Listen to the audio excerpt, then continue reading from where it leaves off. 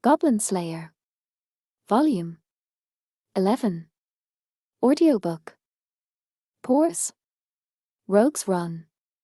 The particles of sand that leaped into the air caught the moonlight and sparkled like gems. Was it simple escapism to entertain such thoughts when they were so inappropriate to the time and place? Regardless, it only lasted a second.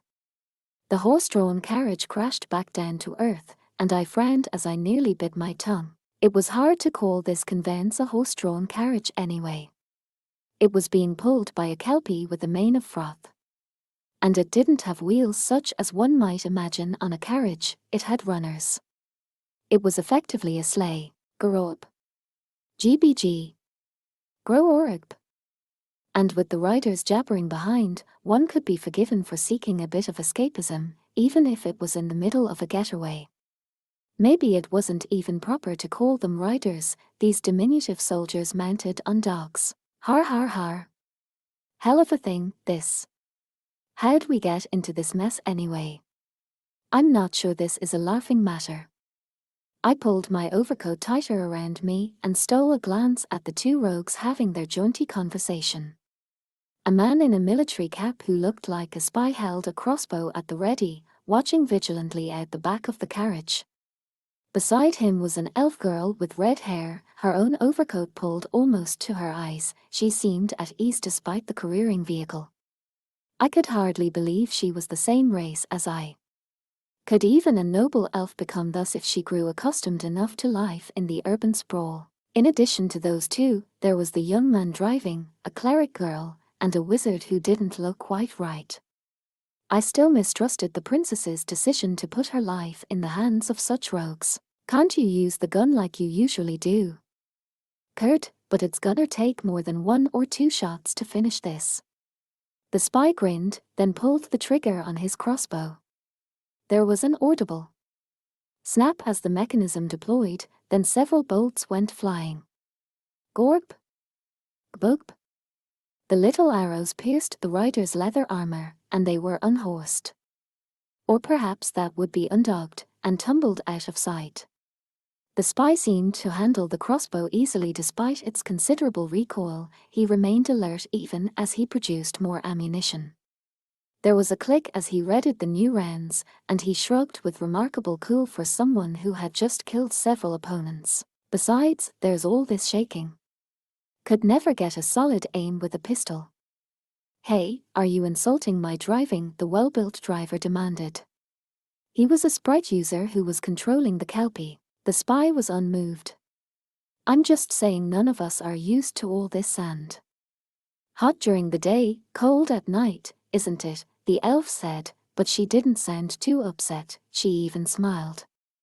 How about you? Doing okay? In all honesty, I'd like to get away from this, replied a petite human girl.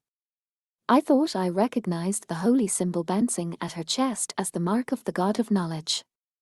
The girl had been meditating in a corner of the carriage. She must have returned her flying spirit to her body to give this answer. She wiped the sweat from her forehead and, sounding somewhat put out, added, I mean the climate and our friends out there. Still more coming, the spy grumbled. Yeah, the cleric replied with a nod. They're as fired up as we are. They don't have any wizards or priests, but they do have numbers. More than 10 of them, I'd guess. The girl must have used some kind of miracle, for she sounded as if she had observed them firsthand. But then she gave the spy a puzzled look. Can't you see them with your bat eye? Don't wanna, he said, frowning openly. Now, you have to face reality, came an unexpected voice. It belonged to a strange creature that had popped its head out from among the luggage. It looked like some wizard's familiar, and it had been the go-between that brought these rogues and us together, or so I was told. I was not, however, especially pleased to trust my destiny to this bizarre thing and some master who refused to show their face. I had no idea how these rogues could trust a wizard who got no closer to danger than length of their familiar. Now, I understand this may not seem like the most opportune moment. But I'd like to review the terms of the assignment. Almost as if it could read my mind, the creature glanced at me. We were to get you out of that castle and deliver you to the nearest village. Does that sound right? Indeed. We don't intend to lean on your skills beyond that. You know that means we can't help after this no matter what happens to you, not even if you get caught by bandits or slavers or something. Don't be ridiculous, I said. Nothing so foolish would befall us. I puffed out my chest. The elf wizard frowned, but I was only interested in having something done about the situation we were in at this moment. These people the princess had retained to aid us, people whose names we didn't even know, were at this moment our only lifeline. My colleague, my friend, beside me grinned and whistled. This was why nobody liked rears. Eek! I exclaimed involuntarily. An arrow tore through the curtain and buried itself not far from me. Apparently the small riders had come within bowshot. Now I could hear the rhythmic whizzing of arrows slicing through the air, more and more of them smacking into the carriage. Our vehicle looked all but defenseless. As far as I could see, we were doomed. Anyway, I shouted. Your reward has been paid in advance, so at least earn it. Even I knew that the best we could hope for if we were captured was to be put to forced labor in the mines. Don't have to shout, the spy said nonchalantly. Then he kicked a bundle of rope off the luggage rack. It bounced across the sandy ground like a ball, coming loose and wrapping itself around the legs of some of our pursuers. Goob. Gr. Gop. They were stuck in it like flies in a spider's web. As soon one of them tumbled, he got the others caught up with him. Even the sounds of the ones who were busy mocking their companion for his ineptitude soon faded behind us, and that was it for them. Never hurts to be prepared, the spy sniffed. Then he leaned out past the curtain, crossbow and all, and called to the driver, "Can't you get any more speed out of this thing? Might not be so lucky next time." "Kelp'll get ticked off and go home," the driver replied. "And you owe me for that rope. Be happy to compensate you for it, if you can pull your weight as our sprite user. Too many wind sprites around here. If this was a coastline, I could run all the way to the edge of the board, easy." Oh, the elf, who had been deep in thought, said suddenly. "What's up?" the spy replied. "Millimeter, just a thought." I looked at the elf suspiciously. In my opinion, spell slingers were hardly different from stage magicians.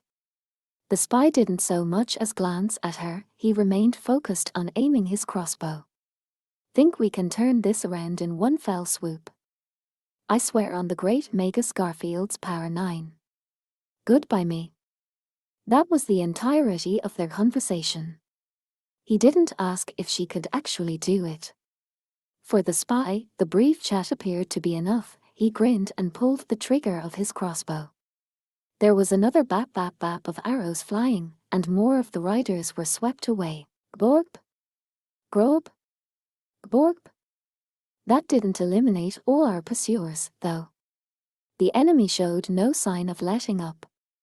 They weren't courageous exactly. They just believed they were different from the idiots who got shot. HMPH, popular guests we have, Comer, the cleric of the god of knowledge said in an exasperated tone.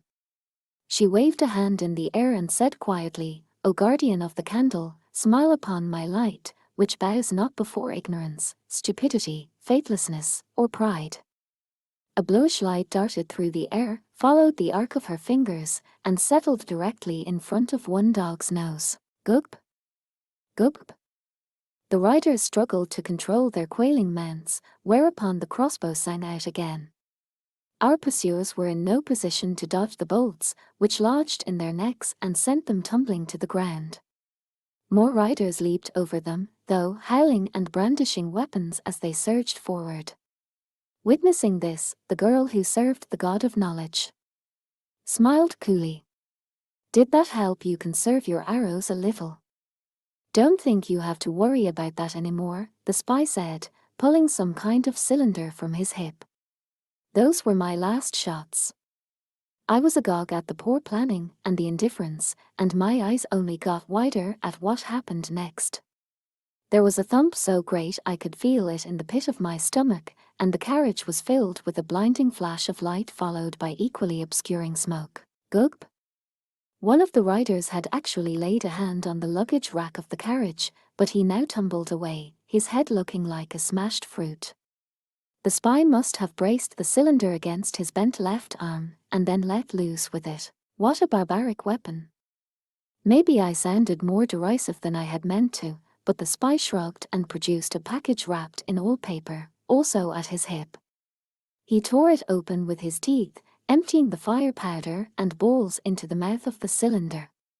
Then he tossed the bundle to the floor of the carriage and calmly took up position again. Terribly frustrated, not frightened, I assure you, I looked at the elf.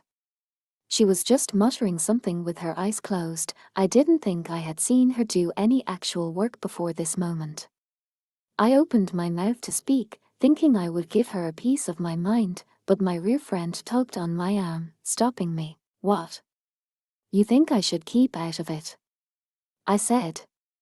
I was about to remark that this was hardly the time, but I was stopped by the girl's voice, which suddenly seemed overwhelming. Selim, ego, she intoned with tremendous clarity.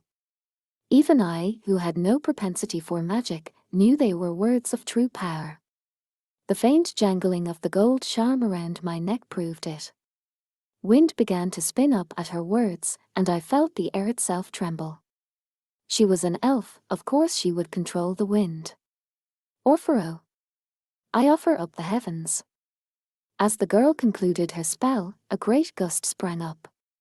It was a damp, heavy wind. The mounts were more sensitive than the riders. All of them stopped in their tracks to look up at the sky. Gorp! After berating their animals for a moment, even the riders noticed the change in the atmosphere and looked up as well. Great black clouds spread across the horizon. There was a sound like the grumble of a thunder dragon. And then, splish. The first drop of the spell hit the earth. Rain. Rain slammed into the sand so hard that it blocked out all sound and sight until the world was as dark as ink. It didn't do damage, of course. It was just rain, a monsoon. The riders realized this soon enough and began to laugh, pushing the spurs to their dogs. Kee-yee-lop. But their confidence was misplaced. The kelpie whinnied proudly as its hooves struck the sand, and it took off at a full trot. It went faster, then faster again until it was swifter than the wind, speedier than the rising of the sun. It traveled like a storm.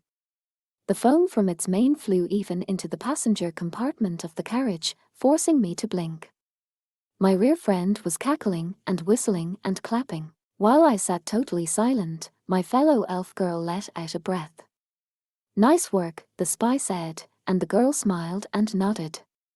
Thanks, she replied. Now we just have to run. Leave that to me, the driver cut in. You've heard of running between the raindrops. Well, we are the raindrops. I'll keep an eye out the back anyway, just in case, the cleric of the god of knowledge said, patting the creature, which had taken up residence on her knees. I doubt the bat-eye works in the rain anyway. Spare me your sarcasm. The spy frowned, then grabbed one of the enemy arrows that had come through the curtain. He put it and the rest in his quiver. Perhaps this was what passed for preparation with him. I questioned whether they would be useful, being longer than normal ammunition, but he seemed bent on using them regardless. He continued in a light tone, if they catch up to us. They won't, the driver said. And I'm going to remember the rope. The spy shrugged without so much as a smile and changed tack. If anyone new shows up, I'll have these ready for them. You get some rest. I'm not that tired, the red-haired girl objected, but then she smiled shyly and nodded. Well, I should make ready anyway. I want to maintain this reign for a while, too. With this earnest acknowledgement, she sat down in her corner of the carriage and pulled her knees up to her chin. She wasn't looking at me or my friend or even her fellow rogues, but somewhere in the distant sky. Realizing now that she was a rainmaker, I privately revised my estimation of her. After a while, the wizard girl said, as if she found it all vaguely entertaining, "Still, that was my first time doing that." "Sounds dirty," the cleric chided. "Huh," the girl said, but then she realized and went red up to her long ears. I didn't mean it like that." "Ha ha ha ha. Well, you are getting to that age. Spring is coming." The small creature chortled merrily from the cleric's knees. Then it turned around once and flicked its ears. "I get it, though. Runners don't often get this kind of work." "Yeah.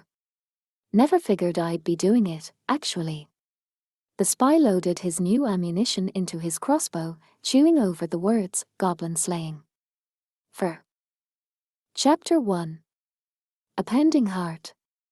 "I'm sick and tired of goblin slaying," she announced, slamming a hand down on the round table.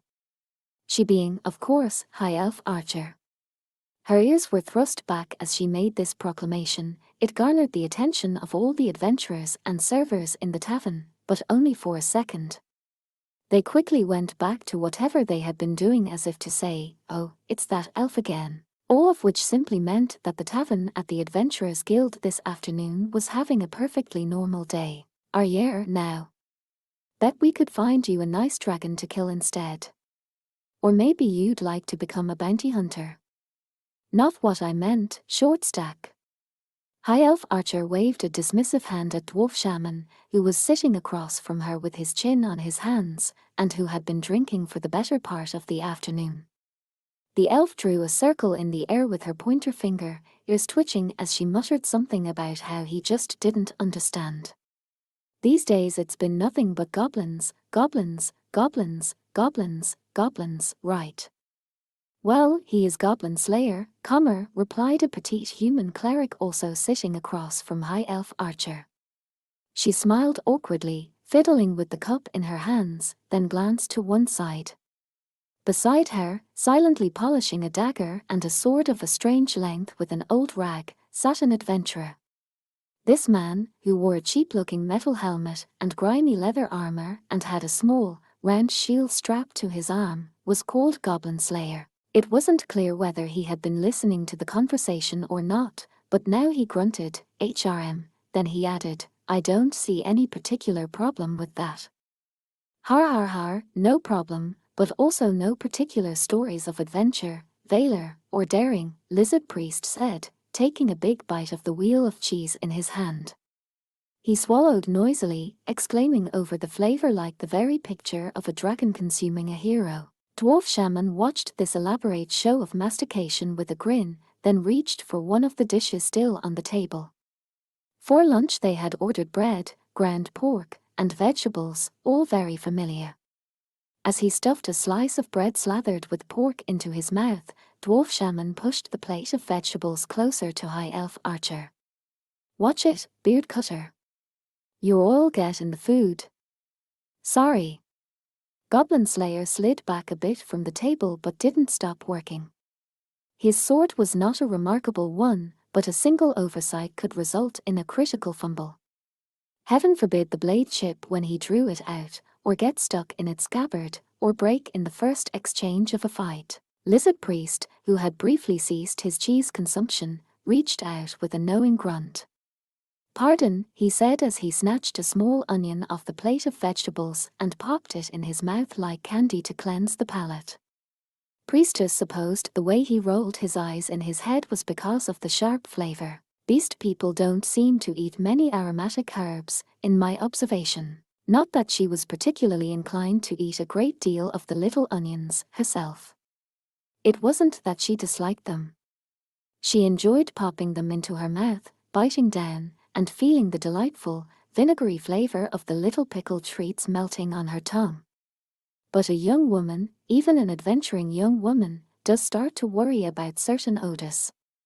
That seemed to be why High Elf Archer was forever perfuming herself with some flowery smell of the forest. Not that Priestess was jealous of her, well, not too often. "I lost count after 10 goblin-slaying expeditions," High Elf Archer said with a cute little snort, waving a hand at Lizard Priest. I'm starting to worry being with Oakbolg is going to make me forget there are other monsters. We did meet that vampire, and those Sasquatches, calmer priestess said without much conviction. She herself wasn't especially dissatisfied with the current situation, which was something else that seemed to annoy High Elf Archer. Yeah, last winter, the elf shot back. She took a few dainty sips of her watered-down wine, then sighed theatrically. Did you know when we went out to that vineyard, some of the other adventurers got to fight demons and stuff? That doesn't interest me, came a mutter from Goblin Slayer. He must have finally been happy with the condition of his weapons because he put his sword back in its scabbard and his throwing knife back on his belt. High Elf Archer gave him a look, you're literally just going to throw them away regardless. But he didn't seem to notice. He said, while the other adventurers are fighting their demons, it's my role to take on the goblins. Why am I not surprised? To be fair, I guess it would be pretty weird if you were suddenly all down with demons. High Elf Archer let out a defeated breath and slumped on the table. The amazing thing was that even that gesture looked elegant coming from her. Feeling a little drunk? Priestess asked, casually glancing into her friend's wine cup, then pouring a bit more water into it.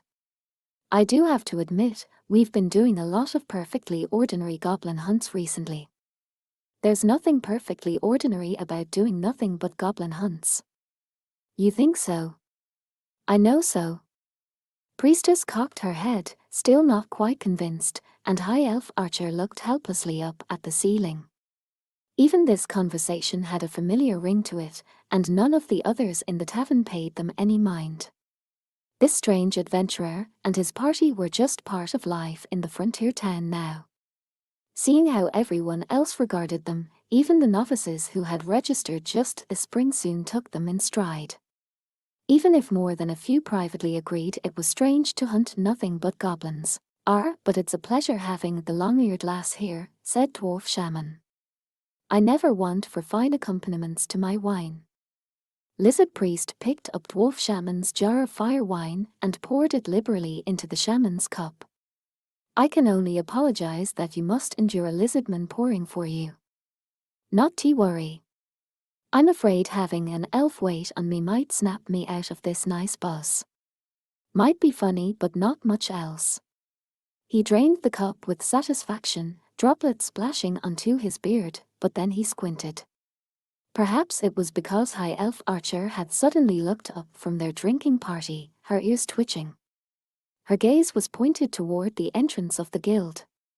A moment later, Goblin Slayer looked as well, followed by Lizard Priest and Priestess. 3 adventurers tumbled through the door of the tavern, each with their own perspective on the situation. Finally home.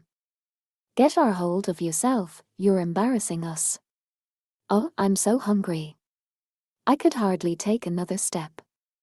The group consisted of a young warrior accompanied by a cleric of the supreme god, as well as a hunter who hailed from the Hairfolk.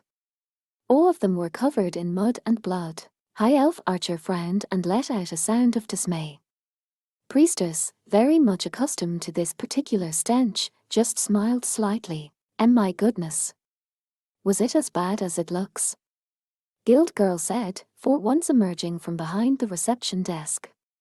She had too much experience of adventurers to let her smile slip, something Priestess admired very much. Calmed by Guild Girl's unflappable demeanor, the warrior nodded firmly, even though he looked like he might collapse right there in the doorway. It was rough, but we made it somehow. Those goblins are good and slain. Good work, came a short murmur from Goblin Slayer, of all people, provoking first astonishment and then a giggle from the cleric. Good work, sure, she said. Great work. His club never hit anything but the air, and those slingstones didn't do much better. We pulled it out anyway, Hairfolk Hunter said nonchalantly. They were pretty sure she was a she, had mottled brown and white fur now, which at the moment was in some disarray, with flecks of dried blood spotting her coat. Priestess got up out of her chair, moistened her handkerchief at the tap, then went over to the 3 adventurers. Once you've made your report, You'll have to be sure to wash up properly, all right. Ooh, thanks for this, Hairfolk Hunter said as Priestess dabbed at her face and hair. Look at her, acting all grown up. High Elf Archer chuckled. I understand, though. You want to take care of people with less experience. She spoke so softly that Priestess didn't hear her. High Elf Archer wasn't actually criticizing Priestess's sweethearted, smiling-juicing behavior. Whatsoever we may think of our own goblin slaying, there certainly constitutes valor and daring, Lizard Priest added with a laugh. Har har har, you've got that right. Dwarf Shaman said. Yo, tell us all about it when you have a few minutes. Heavy Warrior called over the hubbub of the tavern. The scout boy and druid girl in his party, who were friends with the warrior and the cleric, didn't appear especially worried. But they must have been happy nonetheless to see their friends come back home. They were smiling and waving. You have a successful adventure, you treat everyone to a round, that's the tradition. We'll be waiting. Female Knight added. I like the sound of that. Padfoot Waitress said, clapping her hands. That means you'll be ordering lots of different stuff tonight, right? Woo-hoo. Hey, we didn't make that much money on it. Amid this storm of praise and teasing and shouting, Warrior's face went red. Was it embarrassment or something else? All the adventurers, even those who didn't know his name, were shouting to him. Some congratulated him on a job well done, others on his coming back alive, still others complained he had lost them a bet. Dead pools, gambling on who would bite the dust, were not precisely in good taste, but they were one of the superstitions here. After all, if the object of the bet was lucky, they would win by coming home alive. And since they had won, it was a nice excuse to demand a drink from them. And that was the Adventurers Guild, noisy but comfortable. Lively place, this, the Hairfolk girl remarked as Priestess continued to wipe her fluffy fur. It certainly is, Priestess said. It's always like this.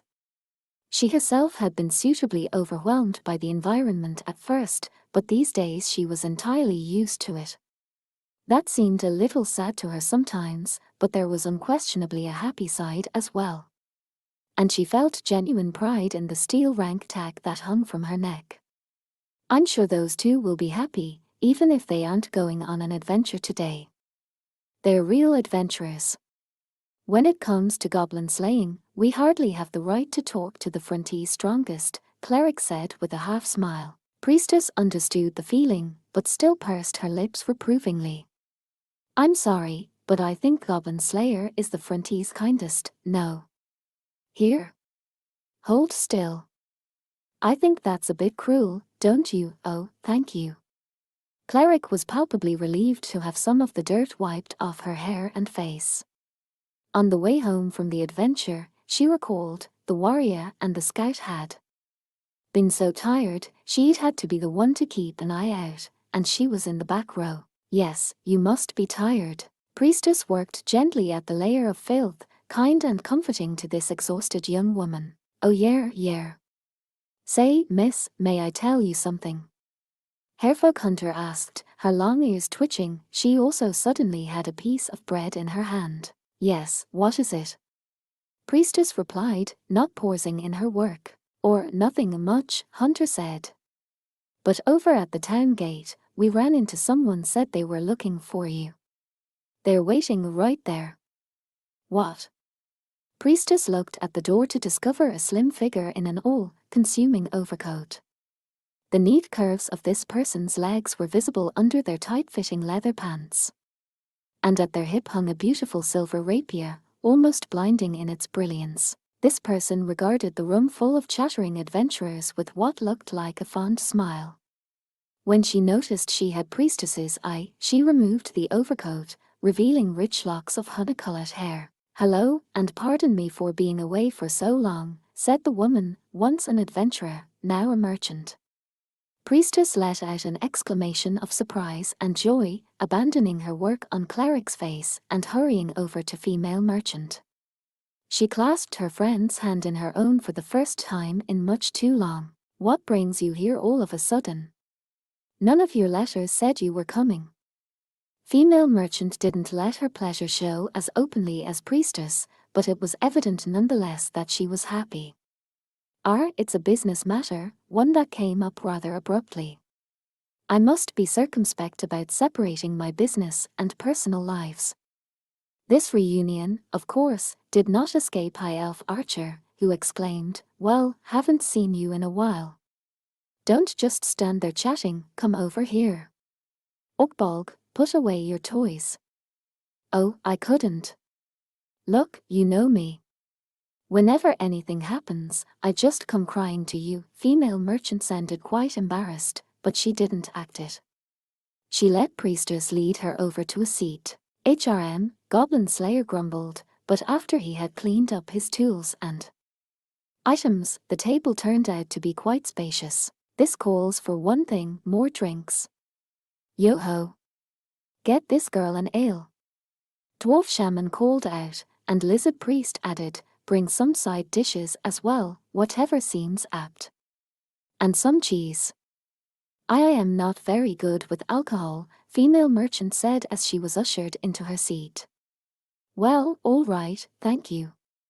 An ale will do." She didn't sound very sure. Female merchant probably knew her way around these sorts of situations. Priestess, on the other hand, had a feeling female merchant had spent some past life trading barbs with great merchant families or the scions of noble houses. Priestess had always been careful never to ask too much about female merchants' former party members, but this much she had intuited. And how fortunate and wonderful a thing it was to have a proper chance to sit down all together and have a drink. "So what is this business you're on?" Priestess asked, offering some bread and pork. "Yes, about that." Female merchant nodded. The dainty nibbles she took of the bread were befitting of a noble upbringing. Unlike High Elf Archer's effortless grace, this was a studied decorum that made priestess think of a princess. As a matter of fact. "Well, as a point of formality, I intend to go properly through the guild." With that little disclaimer out of the way, female merchant glanced around the room. The rest of the Adventurers Guild was so busy celebrating the return of some of their own that they weren't paying any attention to this table. Female merchant sucked in a breath, her shapely chest moving up and down, then said resolutely, "There's a quest, an adventure, that I earnestly ask all of you to participate in." Priestess knew immediately what Goblin Slayer would ask next. So, she presumed, did everyone else at this table. It could be only one thing. "So it is goblins." "Yes, that's the gist." "When are you leaving?" "I'll come with you." They were seated in the guild meeting room. Goblin Slayer sat across from female merchant, priestess sat next to him stiff with anxiety. The soft sofa supported her modest behind quite nicely, while her slim legs reached down to the carpet, which was thick enough to swallow her shoes. The shelves all around them were lined with the trophies of great adventurers, mementos that looked down on them. Priestess reflected on how rarely she came in here, how disconnected she felt from this room. Almost the only times she visited were for promotion interviews. It was different for Goblin Slayer, sitting stolidly beside her, and her other companions. They were all silver rank, the third highest level an adventurer could achieve, and the highest rank to be out in the field. They were entrusted with weighty assignments and frequently, Priestess imagined, met with important quest givers here in this room. But not her. She was still untried, lacking in experience. She could hardly be called a novice anymore, but she didn't believe she quite counted as fully mature yet, either. And yet here she was with Goblin Slayer, privy to the details of this quest. Her steel rank tag left her feeling hopelessly out of place, especially with everyone else waiting downstairs. The presence of female merchant across from them prevented Priestess from shifting uncomfortably. She wanted to sit up straight as she listened so that she at least appeared like an adventurer who knew what she was doing. As it happens, a large number of goblins have been sighted near the border with the country to the east. The east? That would be in the direction of the desert, wouldn't it? Guild girl solicitously placed steaming cups on the tabletop as she listened to female merchant's story. Guild girl's tea was one of priestess's little pleasures. She took a cup in both hands, blowing on it before taking a sip. The warmth filled her mouth. Female merchant took a saucer with a practiced air, enjoying the tea with all the elegance she usually exuded. Only Goblin Slayer didn't move. After a moment's silence, he said simply, "Is that so?" Guild girl, having taken a seat herself, tilted her head in puzzlement, causing her braids to bounce. "Oh," she asked. "You don't know it?" "I don't," he replied, crossing his arms and leaning, armor and all, back against the chair. "I've never left this country." This was somewhat surprising, and at the same time, somewhat not. Priestess exchanged a look with Guild girl, then her eyes met those of female merchant.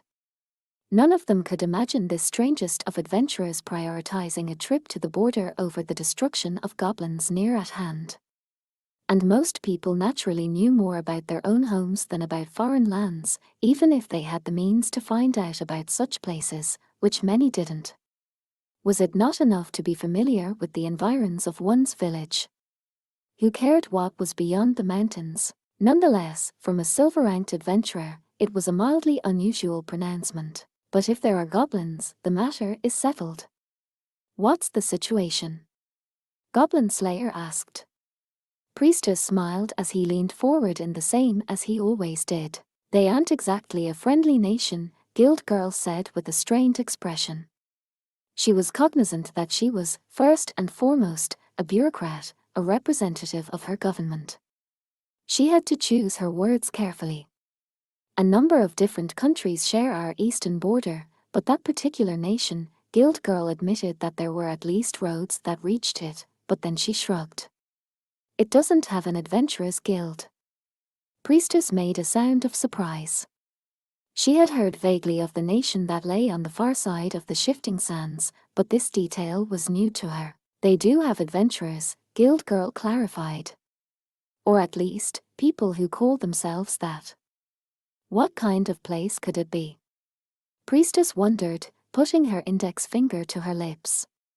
A country with adventurers but without an adventurers guild. Over the past 2 or 3 years, she had gained much experience and learned many things, but the world was a vast place, and there was still much she didn't know. Didn't he say once something about there being so many people who knew more about the world than he did? Priestess nodded to herself, remembering something Goblin Slayer had previously said. But if so, one need only listen, look, remember, and learn. Hadn't she learned from her friend, so much separated from her in age, the importance of retaining one's sense of wonder at the unknown? But why are relations with that country so bad? "We prefer the term not good," Guild girl said pointedly, but she smiled. Diplomacy, it seemed, was tricky. Anyway, back in the time of the last king, their last king, not ours, people used to come and go between our countries much more freely. But when possession of the throne changed, restrictions on foreigners in the country tightened. Disquieting rumors implied that soldiers were being levied, weapons and equipment gathered, and an army assembled.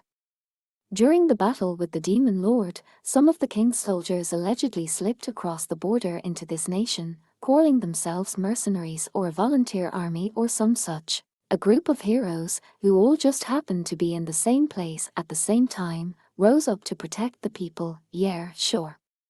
It was awfully convenient that so many visitors with fine weaponry, horses, and obvious military training had been around just then. Could it be just a pretext? Priestess was about to say, but wisely swallowed the words. Guild girl smiled. Or rather, she pasted on a smile. Priestess nodded. "In any event, that's the situation, and the reason things aren't very good between us." "But the goblins are multiplying," female merchant interrupted in a low voice. The clacking of her teacup somehow sounded like a sword being drawn. "And they're starting to come into this country. We can't let this go on," she said before adding, "it has to be investigated." She then shut her lips tight. "Terror." Fear and hesitation. It would have been easy to see any of these things in the shaking of female merchant's clenched fist. But priestess had also seen the light flare in her eyes. Pale and cold, a chill flame. She thought she recognized it. She took a breath and let it out, expelling everything that clung inside her. Still, though, as she breathed, her head started to clear, began to work. A country with which relations were not good. A desert place with no adventurers' guild. A land swirling with unsettling rumors. Goblins entering this nation's territory. Going to investigate. Adventurers going to investigate. Her quest is probably something else. It was something higher than just commerce. Probably higher even than Sword Maiden, much, much higher. An image of the royal entourage they'd met while delving the dungeon of the dead flickered through priestess's mind. In the past, she wasn't sure, but she might have resented such a situation. But now, curiously, she didn't. It helped that the quest giver was a cherished friend of hers. Someone who was almost, she was too embarrassed to say this aloud, like a little sister. Priestess knew of the girl's painful past, and so she was filled with the desire to help, even if it gained her nothing. A big part of it was having accompanied Goblin Slayer on his negotiations with the Rogues Guild. There were things in the world best done in the shadows. Things best handled not by the clumsy intervention of a national government, but by adventurers. Now that she thought about it, her very meeting with these rare and precious companions had arisen because of such an incident. It's a kind of destiny. The thought made her feel a little easier. Diplomacy truly was a tricky subject. So when Priestess asked her question, she did it as politely as she could, as broadly as she was able. Wouldn't it be, the business of gold-ranked adventurers to handle such a case? Typically, it was those with the rank of gold or above who handled matters of national import. Typically, indeed. I was simply hoping I might be able to ask you to act as my bodyguards while I travel there on a merchant mission. Female merchant's stiff expression softened unmistakably. Embarrassment, perhaps. Almost shyness. As if to say that she wished to adventure with them again, even if only in the capacity of quest giver. I would be thrilled to think that was how she felt. Priestess nodded. Female merchant let out a relieved breath. Guild girl, though, quickly rained on this parade. I'm afraid we certainly can't send someone of steel rank on such a mission, she said. Priestess gulped. Female merchant's face was hard. Guild girl, however, didn't stop smiling as she ostentatiously straightened the paperwork female merchant had given her. Priestess figured this was what you called a difference in experience. After all, in terms of number of quests she had been a part of, Guild girl stood head and shoulders above the others in the room. Female merchant was used to these situations by now, but she was still the newest member of this group. And Priestess was only slightly more experienced than her. Priestess looked at the metal helmet beside her. Its owner grunted and said without further hesitation, but this does involve goblins. So I'll go. Of course, Guild girl replied with a gentle smile. I'm not objecting to you, Goblin Slayer, sir. You don't mind parsing on this quest, he asked Priestess. However, the quest giver specifically brought this quest to her, Guild girl explained. There was some uncomfortable hemming from female merchant. Priestess glanced over at her, but by then the expression was already gone from her face. Priestess wasn't exactly distracted by the brief interlude, but nonetheless it took her a second to comprehend what Guild girl said next. As such, I believe this calls for a promotion interview. She clapped her hands, grinning from ear to ear. This wasn't her pasted-on smile but a real one. What? Priestess blinked. Promotion? You mean to Sapphire? She jumped out of her seat before she knew what she was doing, but then caught up with herself, blushed furiously, and promptly sat back down. Promotion from the 8th rank to the 7th. This was unquestionably her first step into the middle ranks. She would no longer be a novice with a bit of experience, but a real, established adventurer. Priestess unconsciously clutched at the rank tag at her neck. Her heart was pounding. That's right, Guild Girl said. You'll be able to travel to such dangerous. She stopped and cleared her throat.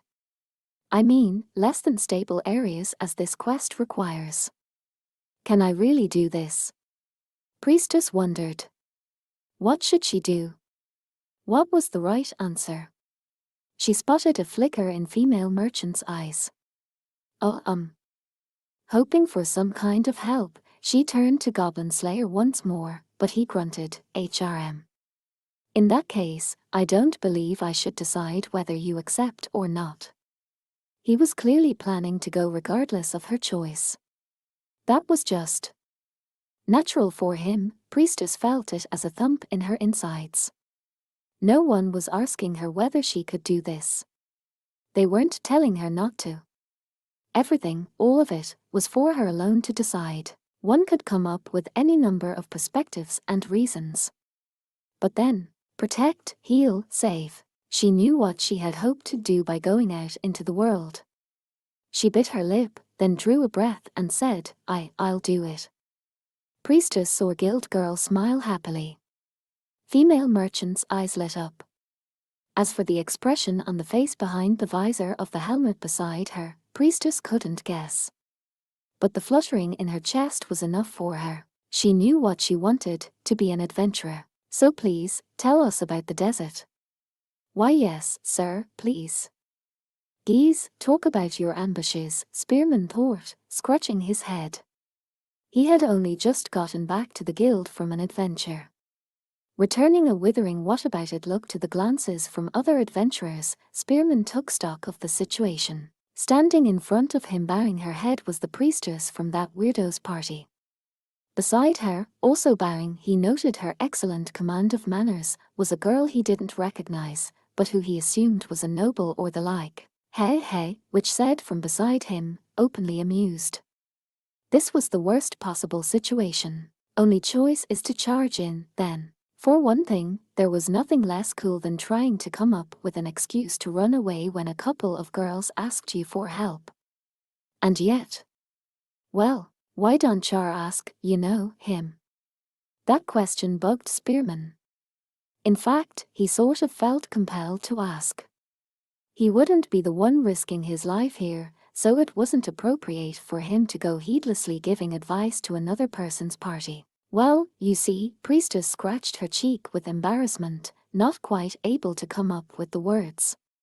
He said we should ask you too, that you had more experience of other countries than he did. Spearman gulped. He'd said that. Now Spearman's back was really against the wall. That's an over, but Spearman tempered his private annoyance. He could hardly call himself silver rank if he wasn't ready to at least try to look good for a less experienced adventurer, especially a girl. Humility was all well and good, but a man with no confidence was a man you couldn't rely on. Outward appearance and inward character, confidence and genuine ability, were two sides of the same coin. Spearman would hate to be without either of them. He was more than a little way from being called a great hero, but he had to be able to respond appropriately to this. And so with a glance at Guild Girl to make sure the object of his affections was watching, he nodded. Let's find somewhere to sit down. Wouldn't be a good look for me to make a couple of young ladies stand around. Pretending it was for his own benefit gave Spearman a fine excuse to transfer them to the bench in the waiting area. Which followed along, smiling as if she knew everything, but it was too late to worry about her. It had been too late the moment he had swallowed his pride and asked her to help him read and write and to deal with magic spells. She had probably figured him out right then. Doesn't mean I can go looking lazy in front of her. In this respect, Spearman felt his thinking was different from that of the weirdo or even of Heavy Warrior. Or maybe they'd act different with some newbies around. He dismissed this fruitless line of thinking. He personally never expected to take on a pupil or disciple, or to usher a novice adventurer into his party in the name of educating them. Teaching the next generation, that was something he could think about decades from now when he had retired from active adventuring. Nothing more, nothing less. So, the desert, that's what you wanted to ask about. With Spearman absorbed in his own thoughts, it was which who started the conversation. She took out her pipe with a smooth, elegant motion, then tapped the end with a finger, lighting it. The violet smoke she exhaled, slow and luxurious, wrapped itself around her voluptuous body as if she had domesticated a breeze. In contrast, the two girls stiffened and squeezed their hands on their knees. At Spearman's inquiry, the priestess girl said she was on her way from the novice ranks into the middle ones, but, I guess that's about how it goes. Spearman suppressed a smile. If you were always just a little concerned as you went forward, it meant you were going about the right pace. Yes, priestess replied to Witch's query. But, well, we really don't know anything at all, so we don't know what to ask first. I've heard it's so hot that it's recommended to bring something to block out the sunlight, female merchant said. Sure enough, it'd be a rough trip without something like that. Even with it, a god of sunstroke can still get its hands on you and kill you off. Spearman said this with an intent to give them a little fright and received a gratifying hug from the girls, who looked at each other. Priestess said hesitantly. Do they have those there, even though there aren't mountain passes? Gods of sunstroke were widely believed to be a kind of demon that lived in high mountain passes. They clung, unable to be dislodged, to the backs of those who labored out in the heat. They would suck dry the spirit and vitality from the body until the victim grew faint and ultimately died. There was no agreement about what they were, the spirits of those who had died of starvation, evil ghosts from the depths of the earth, or perhaps something else entirely. Spearman had encountered these creatures once or twice. Back when he had acquired some metal armor for the first time and put it on without really thinking it through, back when he was less experienced than he was now. When he thought back, he remembered old mercenaries at the tavern in his hometown recounting with laughter how often knights, even in the military, would simply topple from their horses and die. You ask me, they're probably some sort of spirit of illness, Spearman said, but then he made a motion with his hand as if to wave away the entire subject. Gods of sunstroke were no big deal if you knew how to deal with them. Eat some provisions, have a drink of water, and rest for a bit in the shade, that was all it took. Of course, there was no shade in the desert, so you had to be especially careful. Anyway, it's more than just hot, the desert, he added.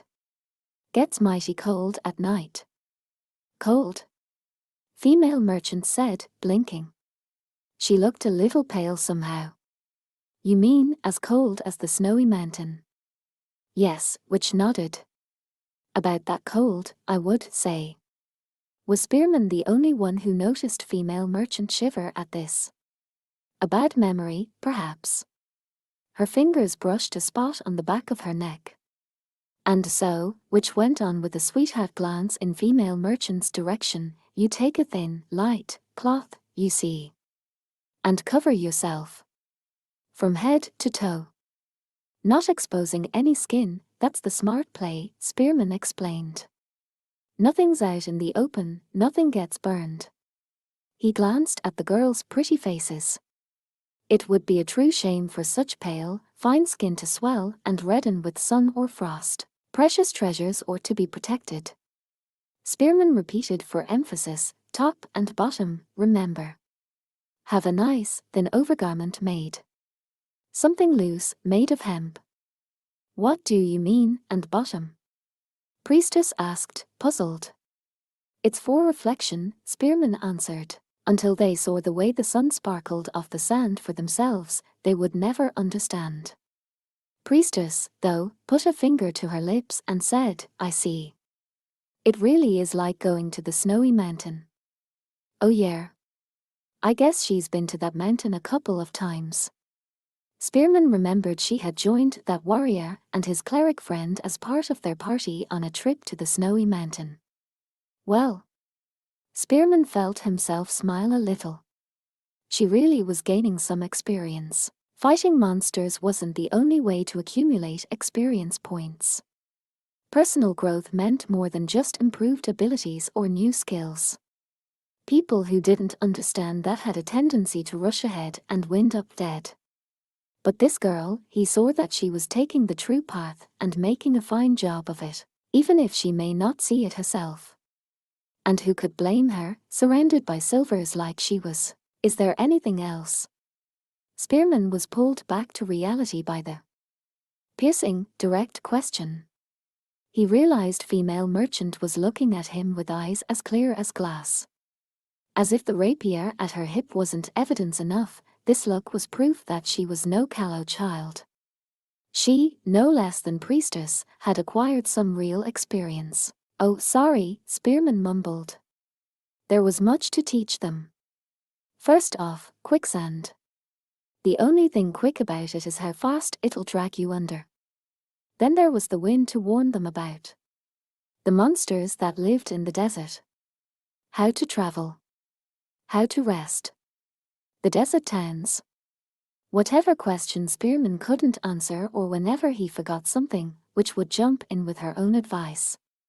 It was all knowledge they had gained by going places they didn't know and didn't understand and simply failing again and again. He had no intention of giving all this up without a reward.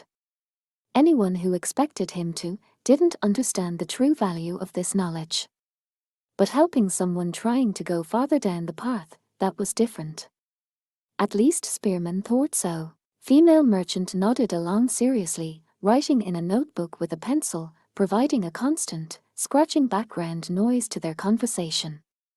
Beside her, priestess was repeating everything Spearman said quietly, committing it to memory.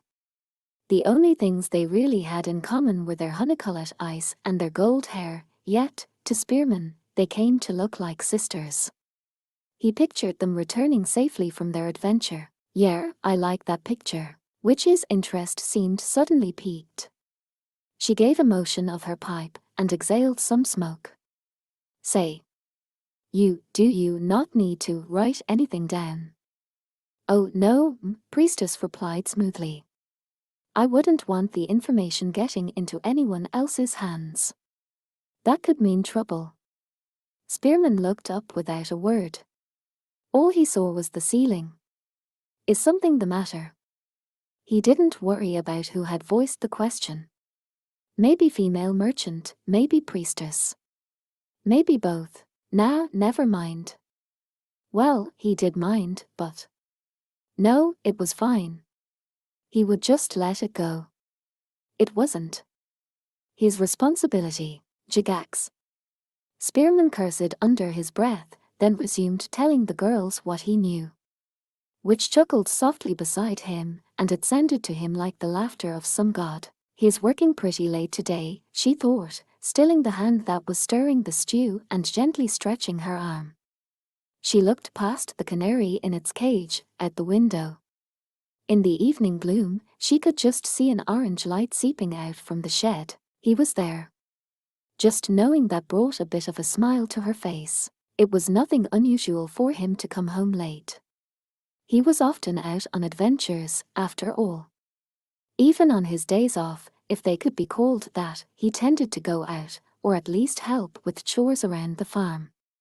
Her thought about today specifically was simply because he was cooped up in the shed. He'd been there all afternoon, ever since he had come home, and then announced that he had something to investigate. He'd gone into the shed with a selection of the great many books he'd received some years ago. Most of them had been donated to the Adventurers Guild. She had even helped move them, but now, books, she was actually impressed he could read. She herself knew her letters, she had learned it by stumbling imitation. Sums, too, she could handle some of. It came in handy around the farm. But reading a real book, that was difficult. Studying was hard. One could certainly survive without learning things, but to live better, she suspected learning was crucial. Take the meeting her uncle was attending tonight. One had to understand commerce. It's got to be tough on him, she thought, then smiled at herself for acting as if it had nothing to do with her. At the moment, it didn't. But how much longer would that be true? Her uncle was getting on in years. She tended to picture him as he had seemed to her in her younger days, but when she took an honest look at him now, well, there were a lot of challenges. She let out a sigh and smacked herself on the cheeks. Time to get her perspective back. All right. With a purpose determined, it was best to move directly into action. Fretting and dragging your feet would eventually leave you paralyzed. That's how it always was. She nodded to herself with conviction, then clawed through the shelves until she found their camping oven. A small cast iron object, it was literally a portable cooking device made to be used when camping. She put some of the stew from the big pot into a smaller one and closed it with the lid, then took a couple of slices of bread. She made sure to grab a spoon, wine jar, and cup, and then, with the pot of stew dangling from her other hand, she went outside. Now that's a summer sky. She looked up at where the twin moons floated in a sea of stars. The breath she exhaled gave no hint of fogging but joined the cool breeze that swept through the humid air. The gentle murmur of the farm was all around her. In the distance, she could hear the mooing of some restless cows. If she strained her eyes to look down the road, she could see the lights of the town in the distance. She spent a moment drinking in the familiar scene, then pattered over to the shed. Squinting against the light that poured out from within, she pushed the door open gently to a quiet squeak of hinges. "Hey, I've got dinner, okay." "All right." That was his entire answer. But for once, his voice didn't sound muddled. The shelves were packed with items she couldn't identify, and he sat at the far end of the little shed. He was turning the pages of some kind of book by the light of a lamp. He wasn't wearing his armor or his helmet. The sight of him quietly but intensely engaged tugged on her heartstrings. Not wanting to disturb him, she entered and closed the door behind her as quietly as she could. "What's that you're reading?" "I'm researching about the desert." "The desert?" It took her a second to understand the word, and she looked at him in puzzlement. "The desert. Just deserts. Justice. Deserts. Are the desert." She came to the end of this chain of associations, but she also came to the proper meaning of the word. She had never expected he would be researching anything other than goblins. Though when they had been small, of course, he had pestered his older sister with questions about all kinds of things. "I found a book that appears to include stories from that country, but they are mixed in with stories from a variety of other places," he said, shaking his head as he flipped the pages. "Magic lamps and spirits, a girl of cinders. It's like an old acquaintance of mine once told me, you will never know until you go and see things with your own eyes." "You mean you're going to the desert country next?" "I expect so." "Huh? Wonder what kind of place it is." She remembered hearing, long ago, that the desert was part of the country just over the eastern border, and that there they rode donkeys with lumps on their backs or something. When she mumbled this aloud, he mumbled back, "Seems that's true." "I was sure it was just a story." One thing a desert was sure to have was lots of sand.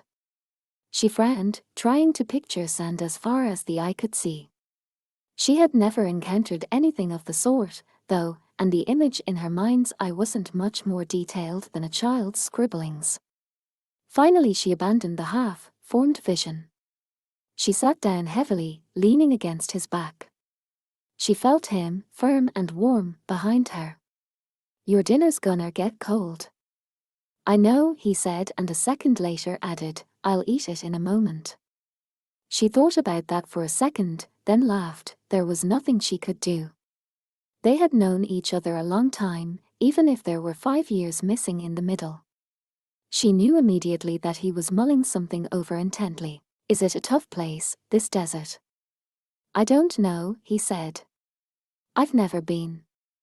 "Oh, that's right," she replied with a nod, and he responded in the affirmative. "It's a whole other country." "Your first time in another country." "That's amazing." She clapped her hands, a show of innocent pleasure. She herself had never been to another country.